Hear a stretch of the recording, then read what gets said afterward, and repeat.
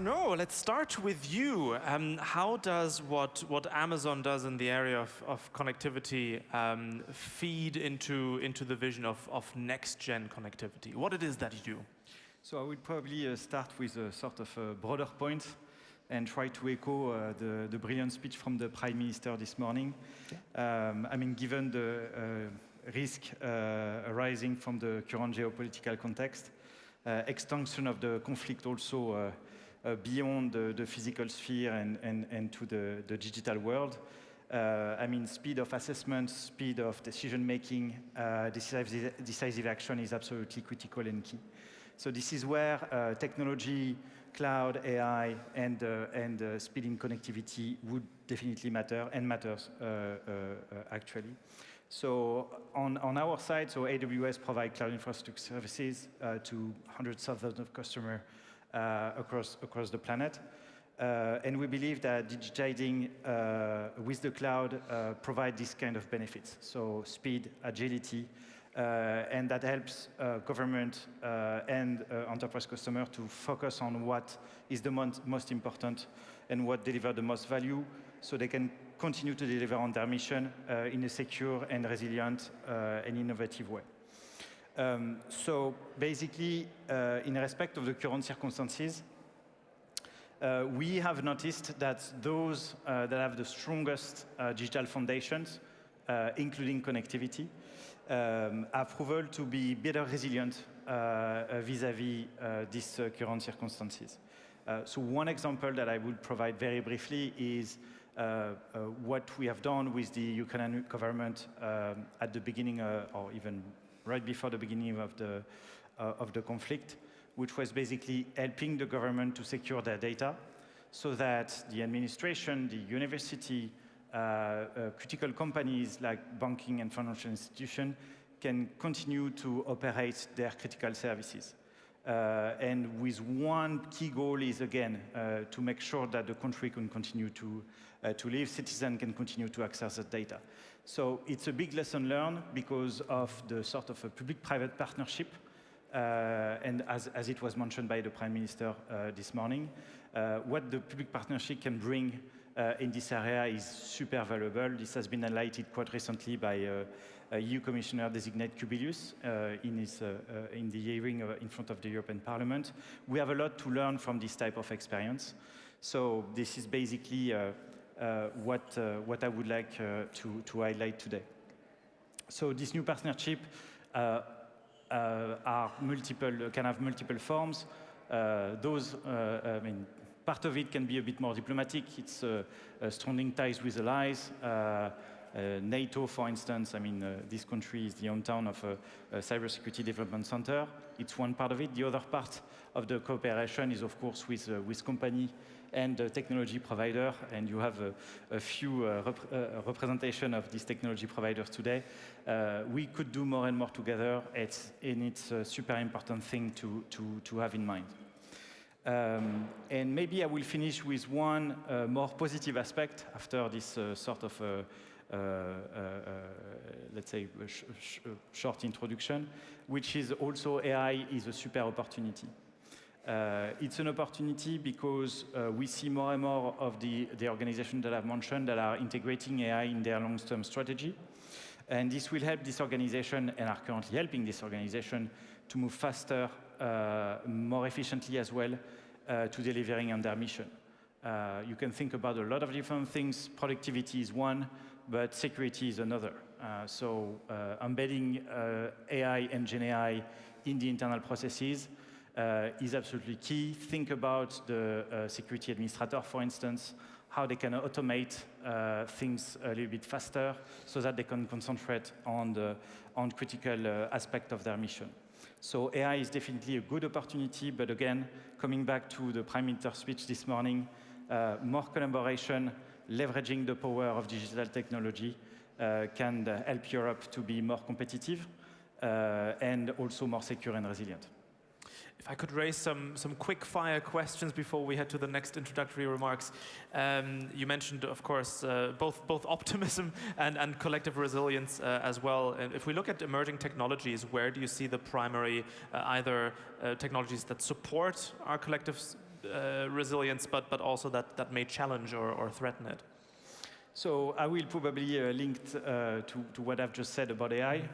It's an opportunity, and sometimes, yes, it can be a challenge because it's also a sort of a new technology. But with respect to the opportunity, it's probably a bit bigger than the challenges, at least for the moment, particularly in Europe, because we have also now a framework that helps to think through the possible challenges. But with respect to the opportunity, as I said, it's really making available the power of AI and the ease of use of this technology at the service of every citizen, every company, every organization. So that's a fantastic opportunity for all these different enterprises, government, and particularly in the field of cybersecurity and resilience, because this allows also to have a more proactive approach with respect to cybersecurity threats. This allows also to prioritize also the different work and aspect of these security teams. Just to give you a couple of examples in terms of trends and what we see, what our customers are currently doing is embedding generative AI in their security practices to come faster with generating more complex passwords, for instance, to protect their different workloads. Also, and I was speaking about this morning, we have a customer at the moment that is interestingly leveraging different GenAI models to develop their own GenAI models to digest all the cyber threats that they have been facing so far, and then to be able to turn it into prediction. So I think that's also super important to see how this can be used in a more proactive way and not just being reactive. So that's something that, seems quite important. I think we may be talking about the same person here. You already sort of mentioned it on the side, the role of policymakers and international organizations such as the EU. What are they supposed to do about sort of addressing AI-related risks? Is there a particular framework or guideline that you have in mind, anything that is being developed or has not been done where you would appreciate more guidance, anything like that? I think in terms of guidance, we have everything, particularly in Europe, what we need. And it's an interesting and welcome development. I think now the effort is more about focusing on what would matter the most to ensure Europe's competitiveness and again, security and resilience. We have, let's say, plenty of norms that have been adopted quite recently in the field of AI, the AI Act, in the field of cybersecurity, the NIS2 directive, the Cyber Resilience Act, the Cybersecurity Act, just to name a few, and GDPR as well, even if it's now quite old. And I think it's important to allow all the companies and government to navigate the complexity of this legislation and to ensure a certain level of harmonization and consistency. And to think about the teams that in all of our company are in charge of implementing this requirement, converting this requirement into operational practices, and so making sure that they will do that in a very efficient way. To give you an example, I mean, one of the new big area coming from this regulation in the field of cybersecurity is to notify cybersecurity incidents efficiently. But you have this requirement in a lot of different regulations.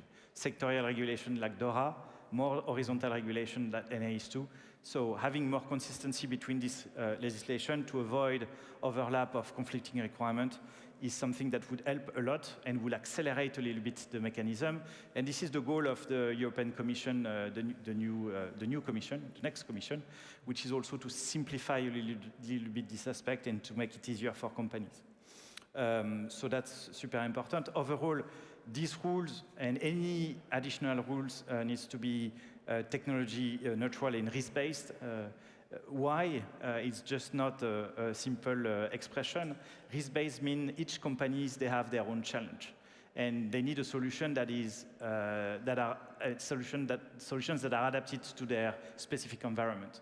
So they need to be in the driving seat and to make their own assessment and then to align the right measures based on the risk. And lastly, I would say the key measure that is important, and it's linked to the competitiveness goal, is to incentivize the investment and the technology adoption.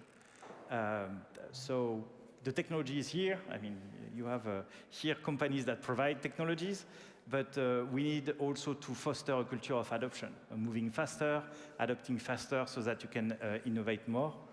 So that's definitely something that is needed. You just mentioned, sort of, by the way, that the GDPR is getting quite old, and I just thought back, like, Jesus Christ, yeah, it is getting old. I mean, we've got EIDAS 2, you know, sort of in the implementation phase now. Are we going to see GDPR 2, 3, and 4 soon? Who knows? Last but not least, you mentioned adoption. Can you sort of reveal a small roadmap of what ensuring resilience and connectivity would look like, perhaps in a minute and a half? So it's it's a difficult question in 1 minute and a half, but yeah, it's really about, let's say, policy from procurement to investment policy that would foster this adoption, encourage companies to invest more. That's important for Europe. As a company ourselves, we have invested significantly in Europe in cloud infrastructure, and even quite recently in Spain, or even in Germany with our recent investment called the AWS Sovereign Cloud. It's a completely new cloud infrastructure that we are building in Germany with a sort of completely segregated from our let's say global cloud, and again to address our customers' sovereignty needs. So it's important again to come to facilitate, to measures that facilitate investment more and more, and also for the purpose of increasing innovation, facilitating exchange of data, particularly that is needed for AI, and ultimately as well, so that this works well to ensure that we have fast connectivity. We are also investing in that with at the Amazon level with the Project Kuiper, the project of launching 3,000 satellite, low Earth orbit satellite to ensure broadband connectivity and accessibility for everyone. Yeah, so you've got land-based, you've got cloud, and then you've got satellites as well. Good stuff. Magdalena, perhaps you can take over and tell us more about how Thales fits into the equation and what your contribution to this topic is. And you brought slides. I've got slides. They are more to illustrate what I'm going to talk about. First of all, I'm very glad I have the opportunity to participate in this panel. And, you know, as you know, Thales is a security company. However, I'm here to talk about maybe an unpleasant topic, which is to talk about the war. Because at war, in the combat, connectivity and cybersecurity are now of ever-growing importance. Right now, you know, we heard about during the war in Ukraine that 10 command posts were destroyed during just 18 months. And when we were reading and hearing about all of those dead generals, it is because their command posts were detected, targeted, and destroyed. Why? Well, because the enemy on both sides is getting more and more savvy with tools like electronic warfare, all kinds of detection devices, and they can very much, I would say, detect, target, and destroy your command posts. The issue is that up to date, the command posts and their connectivity was very static. You know, you had to put up a tent, you had to put up all of those cables. It took you a day, you know. But then, after one day, you learned, oh gosh, I have to move because I might have been detected. So you take another day to, you know, to disassemble it so your command post doesn't really get to fight. So right now, there is a huge need for, first of all, greater mobility, greater connectivity and network resilience, greater simplification, so to very quickly assemble and disassemble, and better to be a command post on the move. To be interoperable with NATO and other doctrines, because right now we know that many forces fight together and they have to be interoperable. And we have to understand that with many different forces deployed, you know, the whole network, the whole connectivity is as resilient as the weakest node in the system. And then, of course, stealth, which means that it is not susceptible to detection. Right now, the doctrine is evolving, so we are getting larger and larger deployments that are mobile, and they have to use everything they can find to connect, including unsafe networks, including civil networks, whatever it is that they can use. Of course, I'm not going to right now read everything what is in here. However, what is very important that now the command posts are mobile, no more tents. They are usually on the vehicles. The C2 systems are changing. There is a hybridization, meaning that you use both military and civil networks. You use clouds, as my predecessor said, you use clouds to be able to store the data and to make the data accessible to everyone. And then, of course, your command post is going to be still attacked. So you still need some conventional and unconventional air defense. You talked about satellites. Yes, so the military satellite communication is still, I would say, the default mode of communication, with ports being on board submarines, vehicles, or flying planes. Yes, cloud servers, such as the Thales Dragon cloud server, are used to be accessed by any possible means of communications and connectivity available.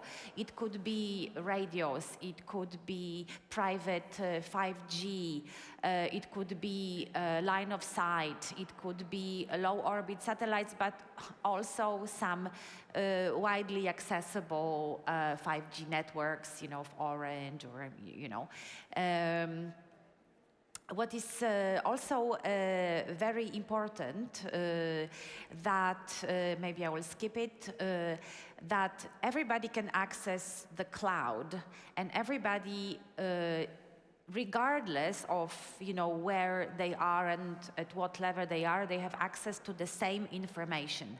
You know, from the ground deployment to the headquarters, they all access the same information. So everybody who is visible on this picture, they have the same data to make decisions. Yes, also we can have synchronized 3D maps where we can plan our actions, where we can also exercise, so we can have simulations, and it's all available in this cloud. And then, of course, like any network, you have to take care of the cybersecurity, which, of course, you have to have sensors to detect your threats. You have to have systems for access control, and you have to also have encryption, firewalls to protect your data, analyze the threats, and have the right architecture. And then, last but not least, you know, if your command post gets detected, you have to do everything in your power to protect it, to fight, to prevent it from destruction. And in that, of course, in combat, you have some conventional ground-based air defense. So you would have a radar to detect a plane, helicopter, a drone, but also unconventional systems for very small targets, like very small drones.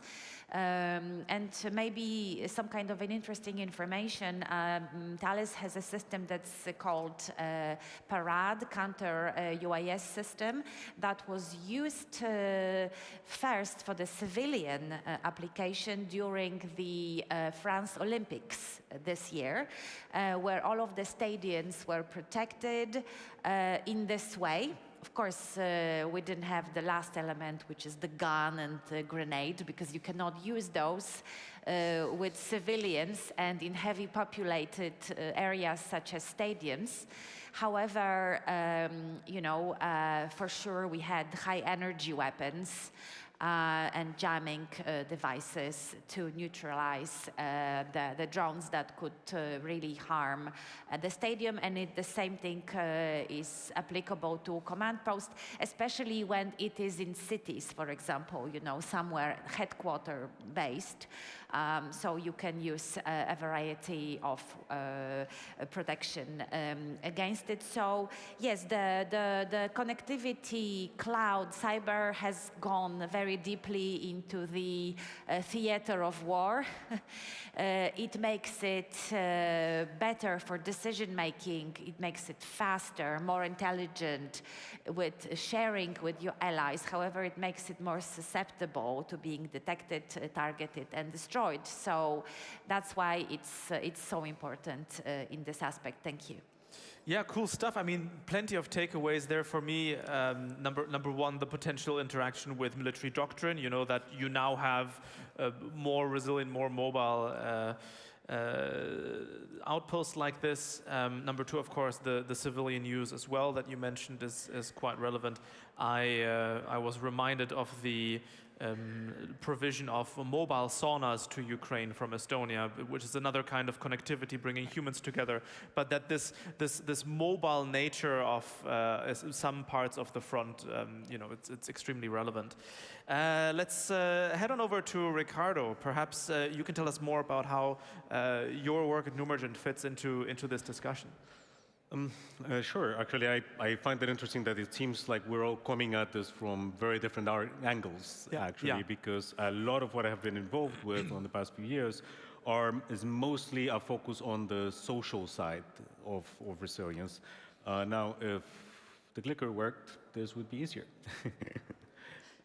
Oh, there we go. Because one project an area that we have been very focused on is decentralized systems, effectively, and how they're more robust, not only technically, which is one of the areas that people tend to hide, but also socially. Basically, how they can have a measure of resilience against being turned against their own users. Now, decentralization has become a little bit of a dirty word in some circles, mostly because of how strongly it got associated with crypto assets and the massive blow-ups that we had in 2022. Now,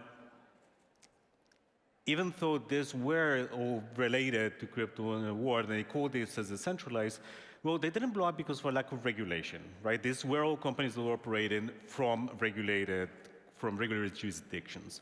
And while they were all related to, in a way or another, to lending, at the same time that they were blowing themselves up, there were other projects like Aven Maker that were in the same space, and they kept operating as well. Now, it's going to be no surprise, given the dimension of decentralization, that what killed all these companies were actually centralization issues. At every single case, there was a centralization point that basically made a decision that went against the users while portraying themselves as something that should be trusted, including companies that were lending out assets of depositors that were in a completely unsecured way. While on these other protocols, Aave and Maker, if somebody wanted to borrow, they had to over-collateralize their loan. There was nobody that they could make a pinky promise to that we swear we're gonna pay you back. And because of the transparency of these protocols, anybody could see what was going on. Not only anybody could see that these loans were over-collateralized, but you could actually see these companies paying back, the failing companies paying back the loans that they had so that they could salvage something from this debacle. And so the reason why these companies fail is because actually any form of centralization is a honeypot. It is going to be something that is attractive for attackers to go to. And decentralized systems are not only more robust technically, but against organizational malfeasance, because the transparency makes it obvious if there are some shenanigans going on. This means that their whole structure can provide a measure of social resilience. And that social resilience is actually what I find the most interesting. So I actually want to talk about social networking a little bit. I'm curious quickly, who here is on Blue Sky already, or who has heard? Nice score, not a high number. Well, Blue Sky is a decentralized social network that doesn't feel like one, actually. It feels more like Twitter did back in the old days when it was still sane. There's no general consensus, there's no blockchain involved, it is much closer to the web. I can't go into the architecture right now, but I'm happy to discuss this offline. And they aim to have these multiple problems that come from centralization. One of them is opaque algorithms, which prioritize the content that user sees based on whatever own secret criteria that they decide, and that they try to that they are usually aimed towards maximizing engagement. The second are problems that come from centralized moderation. Now, centralized moderation can be good, right? You don't want people advocating hate or calling each other lords or anything like this, but it can lead to problems when, say, a capricious owner decides that they don't want to be called cisgender, turn it into a hate slur, and this affects every single user on the network. Now, these two things combined, the impact that they have on the social network is that they limit the perspectives, because they limit the content that people are consuming, and they also limit the things that people feel comfortable discussing. And this creates a monoculture, and monocultures are very fragile things and very easily wiped out by a virus. Blue Sky addresses this in multiple ways. First, there's no single algorithm. There is a algorithmic feed called Discover, but users are not forced into it. Actually, anybody can create their own feed by whatever criteria they decide, and people can subscribe to any feed that they choose. Say, feed from people that you follow, who are usually quiet, or feeds that amplify content by Black creators, for example. They also, while Blue Sky does provide some baseline moderation, they have a system of composable moderation, where people get to create labels for posts or for creators, and anybody can subscribe to any labeler. The reason why composable moderation is important is because Blue Sky's basic moderation of no hate, no call to violence, etc., can be expected to cover everything somebody may not want on their feed. For instance, somebody may not want to see a single mention of cryptocurrencies, even though they follow the poster.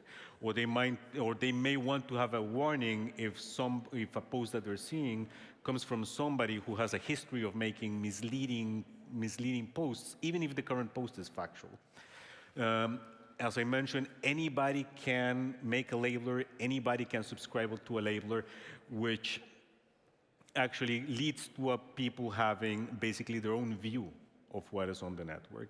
Because I don't think that these are just neat features. These are fundamental differences. When you combine them, when you add them on top of each other, not only are users going to end up with a personalized view of the network, but with a view of the network that they chose themselves. It is a network in which they actually decide where they end up leading their attention, and the network doesn't choose their context.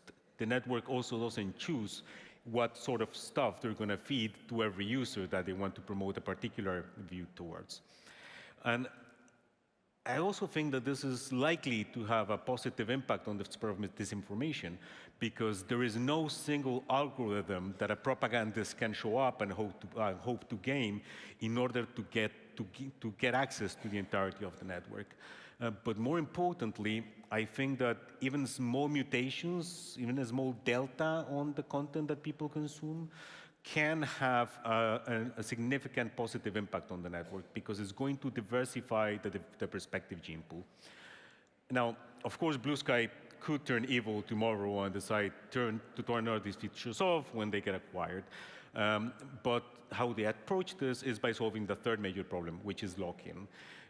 They do this because Blue Sky is built on the Authenticated Transfer Protocol, which is meant to power decentralized content networks. This means that anyone can host their own data storage. They don't need to rely on Blue Sky, even though they currently host the data for most users on the network. And they can do this permissionlessly. And by doing this, they still get fully integrated on the network. They don't get any loss of social graph. The reason why they can expect this to continue to work, even if Blue Sky, the company, were to turn evil, it is because Blue Sky, the application, is nothing but a view on the AT-Proto network. And given that anybody can offer the same service and the same access to users through their own application without any loss of data, any loss of social graph, any loss of identity even, then Blue Sky is disincentivized from acting benevolent towards users and then just turning against them once they have grown enough.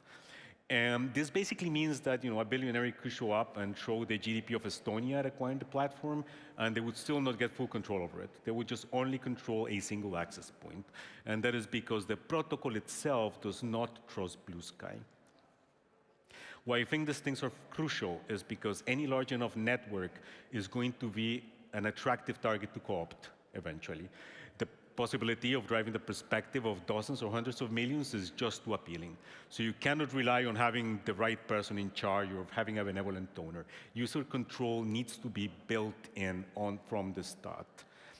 Now, while this gives Blue Sky other advantages, it also circumvents a potentially thorny problem, which is that data can be a liability.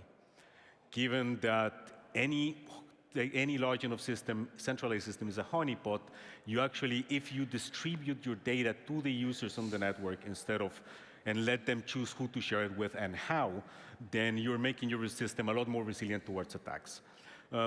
This is not just theoretical, right? The startup, the US startup called Bendel, which, full disclosure, I advised since they founded in 2020 until it got acquired this year by Eden2 here in Europe.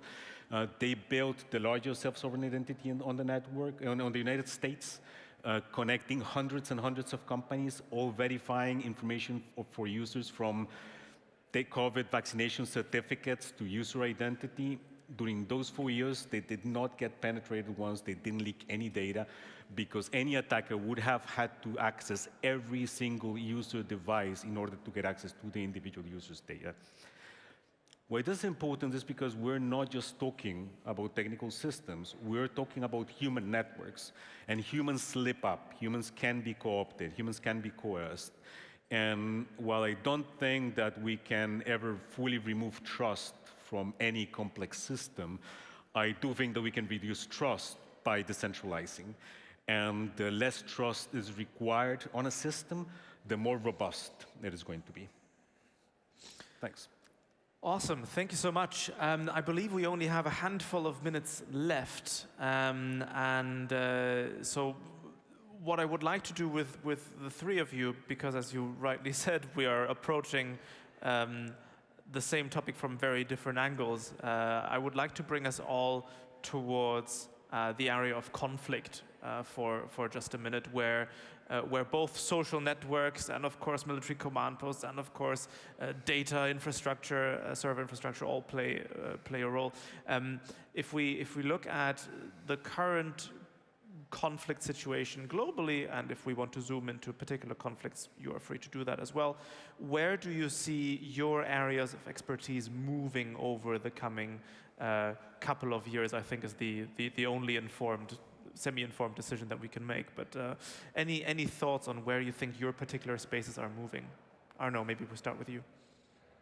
I mean, very quickly moving, I think, in a way that is, I see, personally positive for the organization that are leveraging the power of the cloud, is that this type of infrastructure is, at least our infrastructure, is secure by design, by default. And so I believe that, and we believe that the cloud is a fantastic security enabler.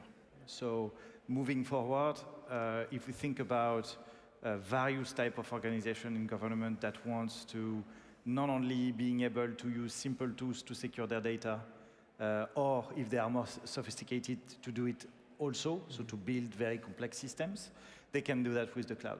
So again, easy access and use to this type of technology.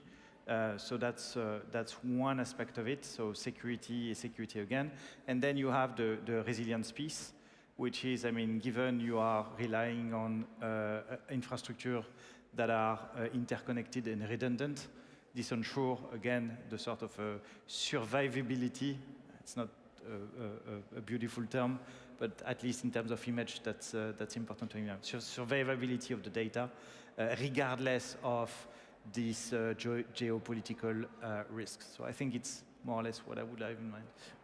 Just brief follow-up, would you say that most politicians are quite switched on with regards to that terminology, or do you think there's still a bit of educational work to be done? I think at least in Europe, but maybe also in other parts of the world, I mean, resilience is important. I mean, we have seen that during the current Commission's term, where resilience was one of the most important objective with respect to the security goals. So that's something that is important, and this is not this has not to be taken in isolation. You probably remember that the current Commission set very ambitious goals for 2030, digital targets. So cloud adoption is one, connectivity is another. So it's a combination of different factors. But I think the resilience is more the goal than a means. The means is, again, cloud accession, high-speed connectivity, sort of a big grid of nodes, connecting nodes, edge computing point, and this kind of things. This is what was in the Commission strategy. Yeah, Magdalena. Yes, so I will take it from, I would say, more of a technical problem resolution. Coming from the phenomenon that I was trying to describe in how the connectivity is becoming more hybrid. So, you know, defense, military is no longer such a black box, you know, with separate everything, you know, separate 5G, allies networks, etc., military internet.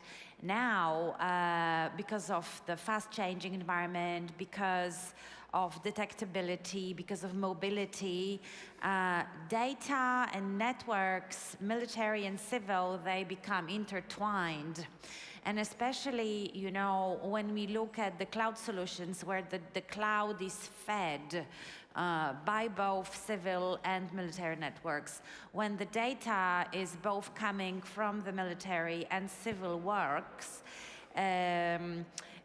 you know, the question is, how do we still protect classified information? How do you still protect military data when we have pools of data with everything all together?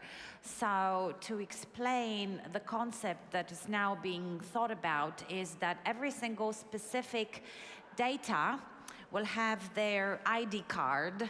You know, it will no longer be protected, you know, this data pool, that data pool, but they will all have like their mini ID cards and saying, I'm military, I am national secret, I am open, you know, because we are seeing more and more situations, you know, in the networks, but also, for example, in the aerospace, in the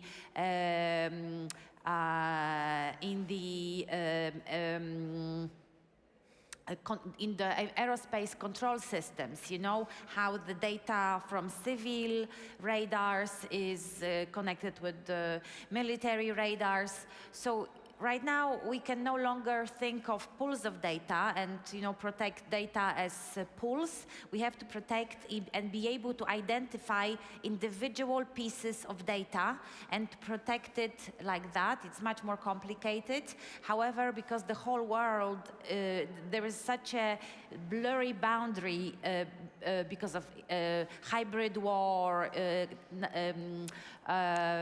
critical infrastructure, we have to do that. We cannot divide so strictly defense and civil anymore. We have to find IT solutions to keep it together. Yeah, absolutely.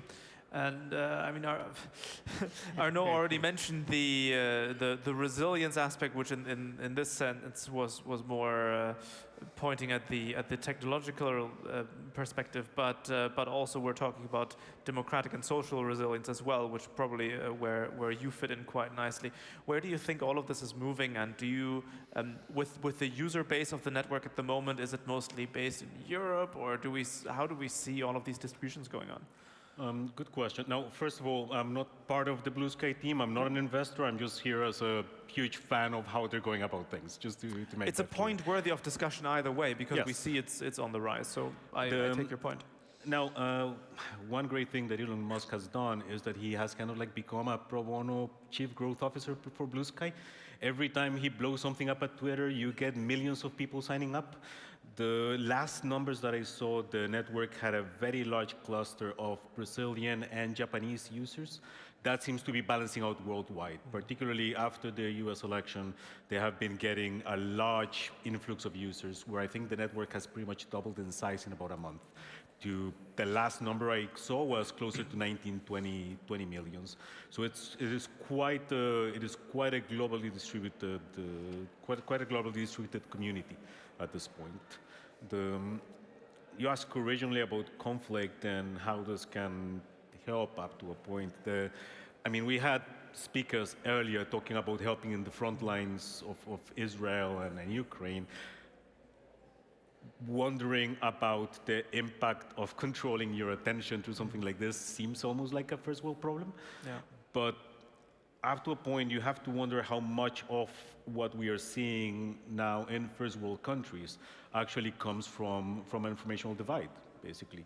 People are exposed to a certain silo of content that shapes their perspective. And while you cannot force people to care about having an outside perspective, you can't force people to fact check the stuff that they're seeing. They could be saying a content warning label and still disregard the label as propaganda from the opposition, right? At the very least, I do think that these systems that help people control their attention can make it harder for others to intend to deceive them. People can still deceive themselves quite well. They have been doing that since before we had social networks. But at the very least, this is going to stop, or is going to make reaching them by outsiders much harder. Yeah, I mean, information warfare is one of the layers of hybrid warfare these days. So I couldn't agree more. Also, I was reminded of not just information consumption, but also the provision of information when the war in Ukraine intensified 2.5 years ago, that the Ukrainian government moved quite fast to enable citizens to notify the defense forces of enemy troop movements, where for a brief moment in time there was a conversation about whether that would make citizens enemy combatants or not. So again, we are seeing the blurring of the lines yes. between the civilian information space and the defense one.